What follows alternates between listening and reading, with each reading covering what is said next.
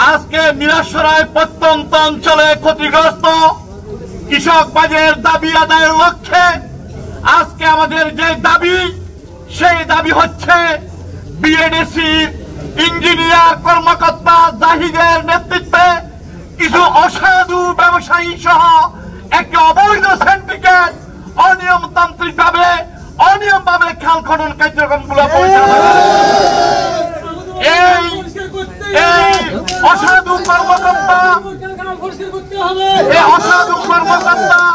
আমরা যতটুকু শুনেছি, বিএডিসির কর্মকর্তা জাহিদ সে একজন কন্ট্রাক্টরি ব্যবসার সাথে জড়িত, যেই কারণে এই খালগুলা সুচারুভাবে এদের কার্যক্রম পরিচালিত হচ্ছে না, যেই কারণে আজকে সারা মিরসরাই থানার প্রত্যন্ত অঞ্চল জলবদ্ধতা সৃষ্টি হয়েছে।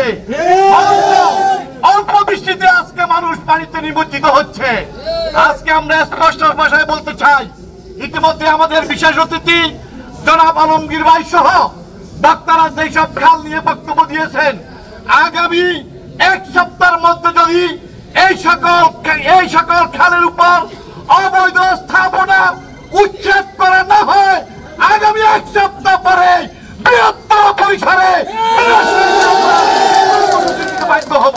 টানা সপ্তমবারের মতো বেস্ট টিস্যু পেপার ব্র্যান্ড হিসেবে স্বীকৃতি পেয়েছে বসুন্ধরা টিস্যু। আজকে হয়তো আপনারা মনে করবেন এখানে মায়ানি মগাদিয়া 12 নম্বরের লোকজন বেশি, হয়তোবা ওই এলাকার সমস্যা, ওই এলাকার সমস্যা তার সাথে সাথে মিরসরাইয়ের প্রত্যন্ত অঞ্চলের সমস্যা। অল্প বৃষ্টিতে মিরসরাই নির্মাঞ্চল প্লাবিত হয়ে যাচ্ছে। মঙ্গলবার থেকে 1 নং করেরাট ইউনিয়নের প্রত্যন্ত অঞ্চল ইতিমধ্যে প্লাবিত হচ্ছে, মিরসরাইয়ের বিভিন্ন জায়গা প্লাবিত হচ্ছে।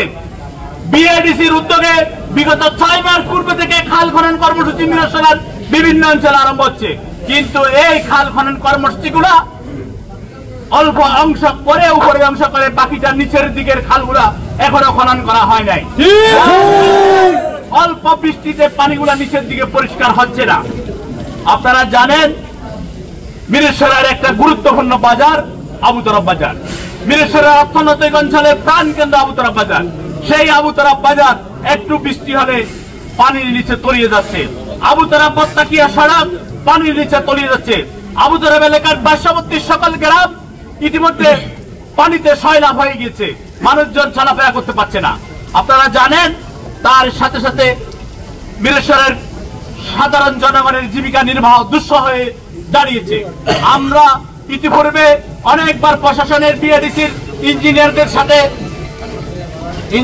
সাথে যোগাযোগ করেছি, এসিলেন মহোদয়ের সাথে যোগাযোগ করে তাদেরকে সরজমিনে আবুতরফ বাজারের পরিস্থিতি, খালের পরিস্থিতি দেখিয়েছি। আমরা আমাদের নিজের জায়গাগুলো ছেড়ে দিয়েছি খাল খনন করার জন্য। পক্ষান্তরে অন্যান্য জায়গায় যে স্থাপনা আছে সেগুলোর দিকে এখনো কোনো পদক্ষেপ নেওয়া হয় না। মহোদয়কে অনেক নেতৃবৃন্দ অনুরোধ করেছেন এই দোকানগুলো রক্ষা করার জন্য। অনেকে ছাদাবাজি করতেছেন, টাকা নিতেছেন, তার সাথে সাথে বিএডিসির লোকজন, প্রশাসনের লোকজন নাকি জড়িত বাগবটারের সাথে